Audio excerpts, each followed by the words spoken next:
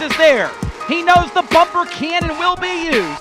One lap to the side. Who is going to win $10,000 at Southern National? Pierce into the back bumper of Barry. Moves him up the racetrack on the final lap. Into turn number 3. Barry hits the brakes. Does he return the favor? He can't get there. Brandon Pierce is going to win $10,000 in the Solid Rock Carriers 300, presented by SRI Performance, a last lap bump and run pass.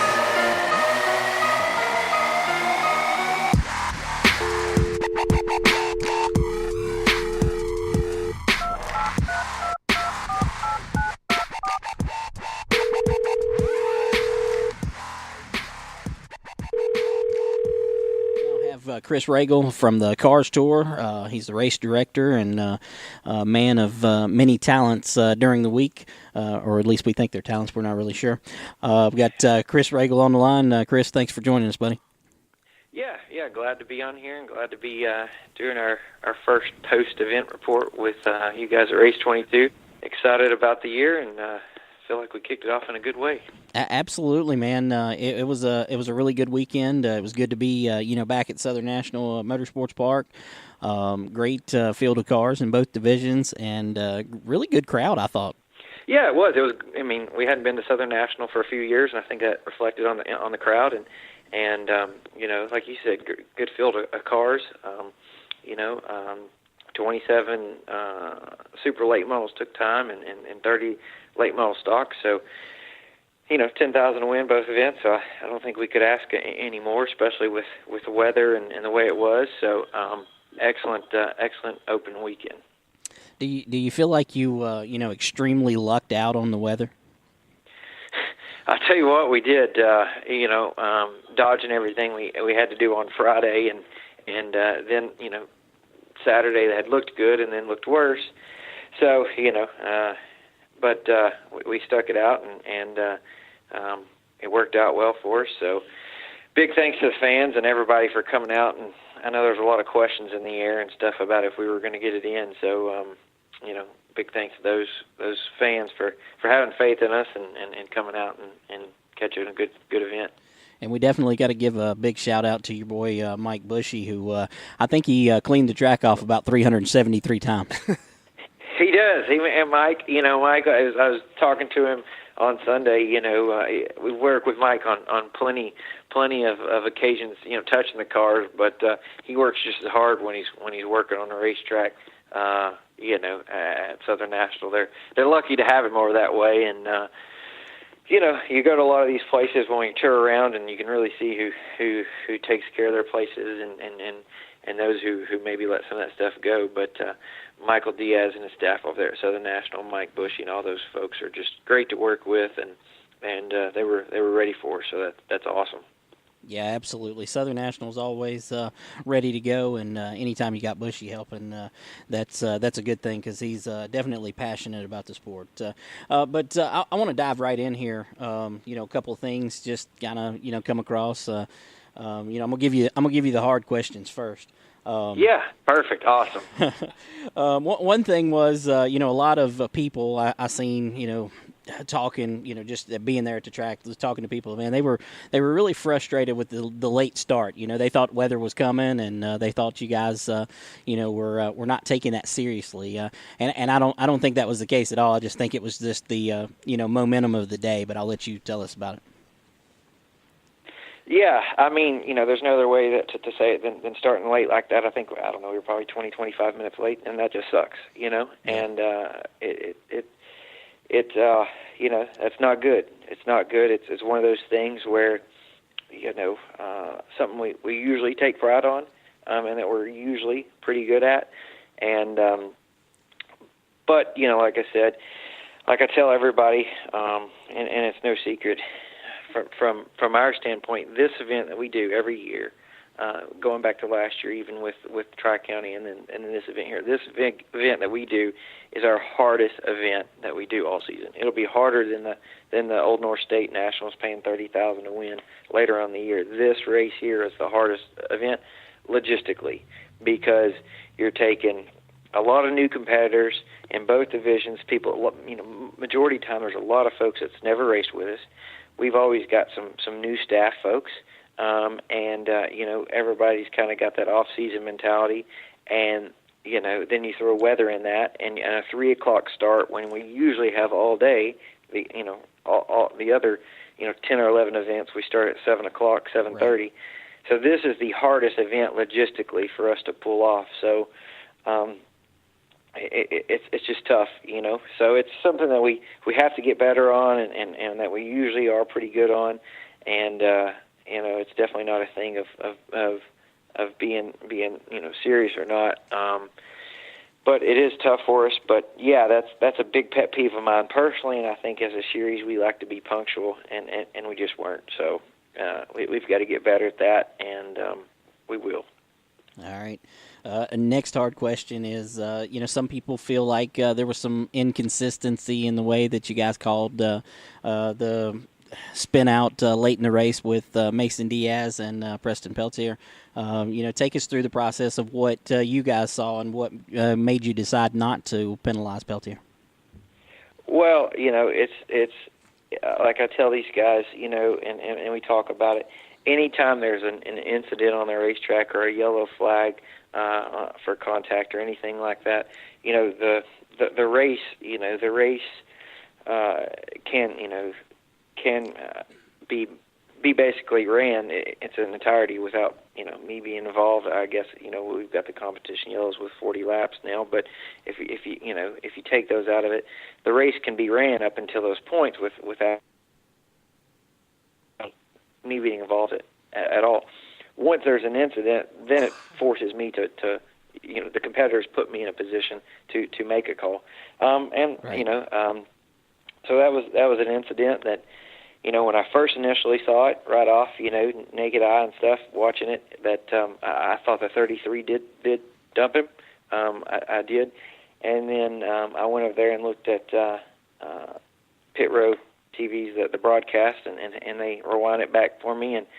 And it looked like the 24, bobbled a little bit in the center exit off of 3 and 4 there, and a 33 was right there on him, or was trying to go inside of him, and whatever it may be. But the 24 I felt like bobbled a little bit, and 33 got into him. I don't feel like it was an on-purpose type thing. I think it was just a racing incident, and if the 24 does a bobble, then he's probably still ahead of him, and go from there. If the 33 is not as close, it doesn't happen. So it's just a judgment call that forced my hand there. That I did the best that I can. Yeah, gotcha. The 3, one thing that I wanted to bring up was, do you guys have a 3 spin or 3 wreck rule? Because it sure didn't seem like it with Tim Hollis and the 61 car and a couple of other guys. Man, they were just wrecking every chance they got. You know what? It's funny you see me say that, Lenny.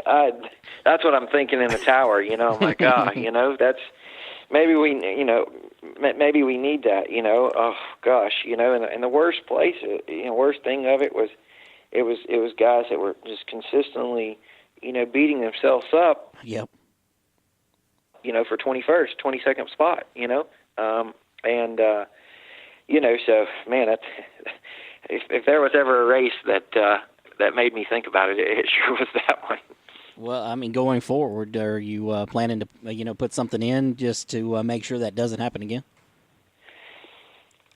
I hadn't quite thought about that yet. Strike rule. It definitely might be something that we look at. Try not to. I try not to make any knee-jerk reactions. It's the first one here, So right. If it's a consistency, then yeah, we have to adjust and adapt and things like that. But I would say right now for Hickory, then just kind of stick to what we've been doing here. I know it's fairly typical for you guys, but what makes the super late model race so much more of a demolition derby almost than the late model stocks? That's once again, I think that's all our own opinions. If I asked you that question, or we asked somebody else, or you had somebody, if you had a driver on here versus me or whatever, it's very selective, very, very opinionated. I don't know. Perhaps sometimes I think there's maybe those people that don't have the experience or don't have aren't quite the level to handle the super late model car that's already in that machine. Yeah. A lot of times I feel like that's it. That maybe that it's just a little bit too much for them. The other thing is sometimes some places we go, Southern National being just a crazy fast track that these guys are are hammering down or on such an edge. Any little slip or any little bit of contact causes an incident. Orange County's the same way. You've been there plenty of times. That place is happens fast, happens quick. You're racing really close and trying to get every inch. And Southern National, everybody's digging for the bottom. So, I don't know, man. Maybe you know that. Maybe you guys can help me out with that one. Yeah, I don't know. It's just that was something that Jared Fryer actually brought up last week before, we went down there and they had so many more cautions. He talked about how he would like for in his career, he'd like to race, super late models, but against the late model stock guys because they don't run over top of each other. So I found that interesting. Yeah, it is. And, it is crazy. And Jared is the prime example of knowing both those things. And right. I guess me too, is seeing it. I do think our super late models versus our late model stocks are a little bit more incidental. Like I said, I think it's a combination. I think it's power. I think it's being on edge. But a lot of it, I almost wonder if it's the respect. Those guys on late model stock, I feel like there's a little bit more level of respect, give and take, and this and that, and the veterans and the young guys and things like that. I think that could be another factor of it too. But Jared knows that. He's one of those guys that's raced a full season with both of those, and he knows that. Right, yeah, for sure. He would know better than anybody. Yep. Another question I've got for you, and this is something that's come up with fans, asking this question, whether it be on, some of you guys' live stuff or on RACE22, and even this weekend I had some people ask me, I guess they thought I still promoted her, I'm not really sure, but they were asking about an autograph session, man, and I just wonder, why, you guys don't do an autograph session, because it just seems like you have the perfect opportunity. Yeah, so once again, going back to that logistical thing for this first race, if you look at the Hickory Motor Speedway, our next race for March 23rd, our upcoming MTP Tire 300 Hickory, it's got one. Okay. It's a total, once again, can you imagine if we had a 30 or 45-minute autograph session? Oh, that would have been bad. Yeah, that would have been catastrophic. You know what I mean? Catastrophic. Either, we try to, Bubba Pollard had one of the best quotes that, garage doesn't open at 8 a.m. except unless it's a NASCAR race. Well, we had to open the garages, this weekend at 8 a.m. on Saturday because of 3 o'clock start. So, right. If we do that opens and, open the garage at 7 a.m., it has to give or take or be added somewhere to get that 3 o'clock start. So, I really feel that, that first one's just always tough, logistically, gets darker quicker. It gets colder. You never know what kind of weather we're going to get. I do think, it is the right call, that we started during the day rather than a night race based on the weather. So, it's something that we do, a lot of time, one of our biggest events, a Throwback 276, we really make a lot of time for that, and really that we want people to see the cars and those legendary drivers and stuff. So, like I said, it's just a logistical thing, So, yeah, I know Michael was saying that too. He heard some feedbacks from the fans at Southern National, and I hate that that's the only time we're coming out there, and we didn't get one in, but that's just kind of something you have to pass up on, so we can get that race going there at 3:00. Right, understand completely. That makes total sense, and I'm glad you guys have one at Hickory for sure. Anything else come across your mind, or anything else you want to talk about from Southern National?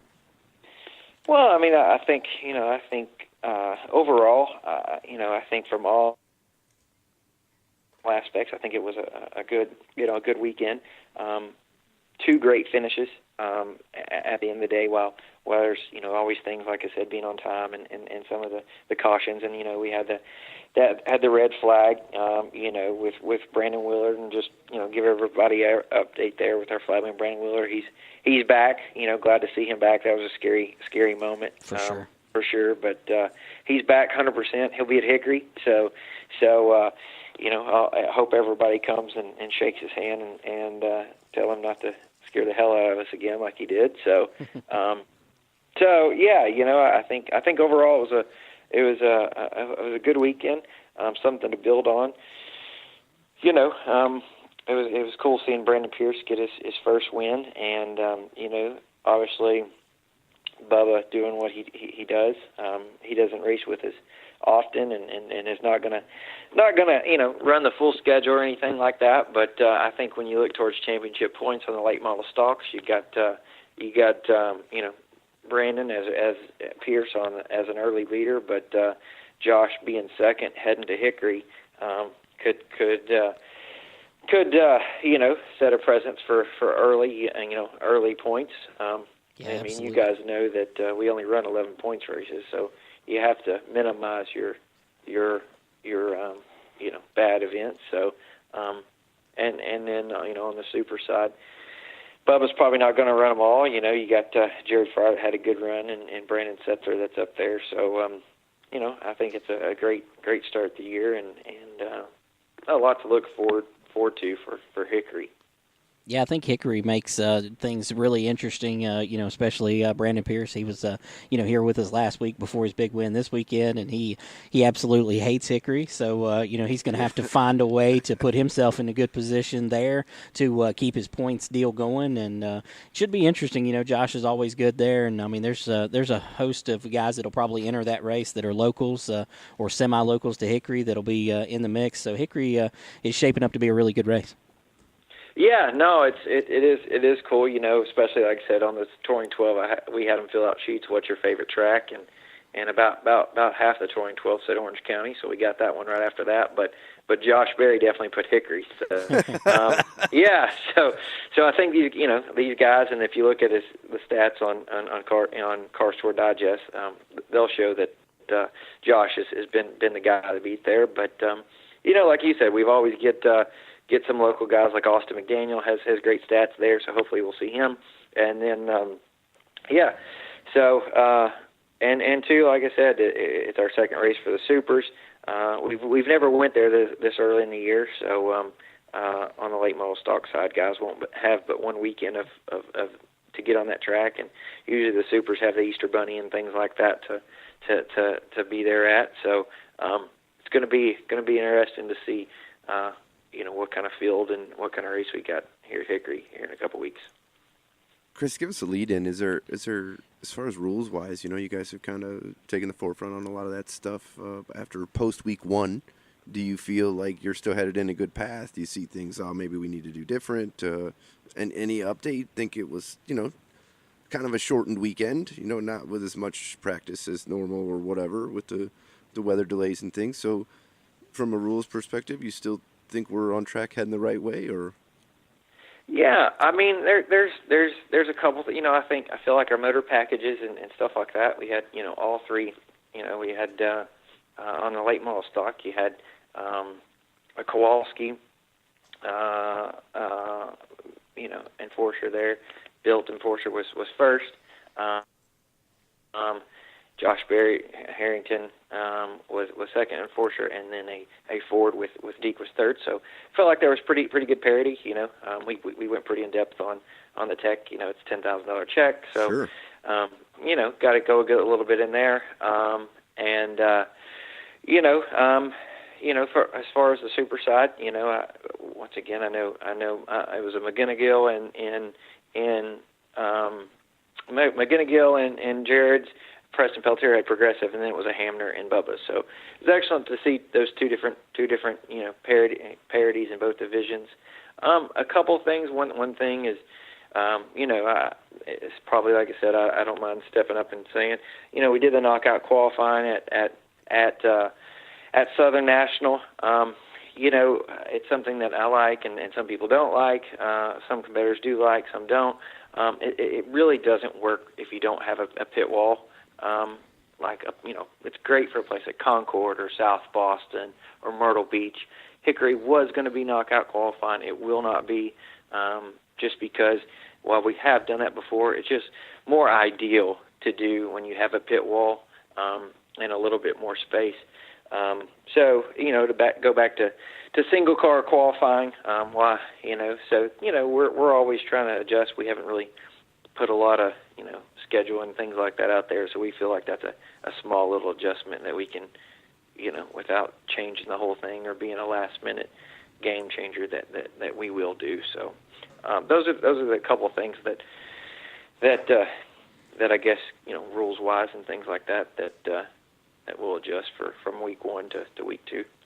Yeah, absolutely. I think that's a good plan. I think the knockout qualifying is interesting. I don't know whether I like it or not. That was the first time I'd seen it, so I don't really have an opinion formed yet, but I do think I could see where that could be a whole lot more beneficial behind a pit wall. So all right, man, I guess that'll do it for this conversation for this week. We'll talk to you after Hickory, and appreciate you coming on. We're definitely looking forward to Hickory. It's always a great race, and definitely expect the Car Store to put on a great show.